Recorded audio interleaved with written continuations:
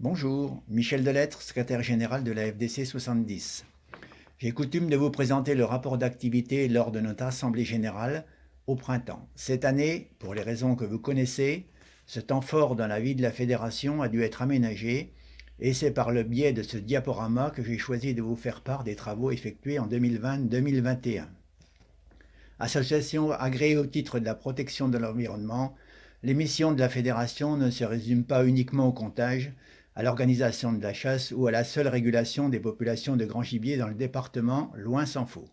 Nous intervenons de façon régulière et importante dans l'aménagement des territoires en faveur de la diversité biologique, en gardant à l'esprit la conciliation des activités agricoles et cynégétiques.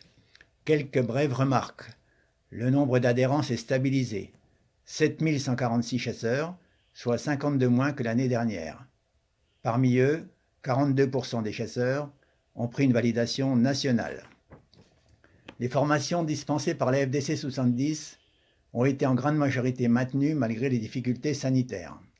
Les nouvelles missions dévolues à la FDC, suite à la loi chasse de 2019, soit la gestion des ACCA et ASCA, et celle des plans de chasse, ont été pleinement assumées. Issue également de cette réforme, l'éco-contribution représente une chance pour la FDC 70 de mener de nouvelles actions et de monter en puissance sur d'autres. En Haute-Saône, nous avons fait le choix de faire des suivis faunistiques approfondis et de développer des actions d'aménagement du territoire. La saison de chasse a été fortement perturbée par l'épidémie de Covid. Heureusement, les battues au grand gibier ont pu avoir lieu, mais par contre, pour le petit gibier, la saison était malheureusement écourtée. Un effet bénéfique tout de même, c'est la constatation d'une augmentation des populations de lièvres lors des comptages. Malgré toutes ces contrariétés, la FDC a réussi à maintenir ses services. Un grand merci au personnel de la FDC pour leur adaptation et leur implication. C'est un retour complet sur l'ensemble des activités que je vous propose de découvrir au fil de ces quelques diapositives. Je vous laisse le temps de les consulter et vous retrouve à la dernière diapo pour une conclusion.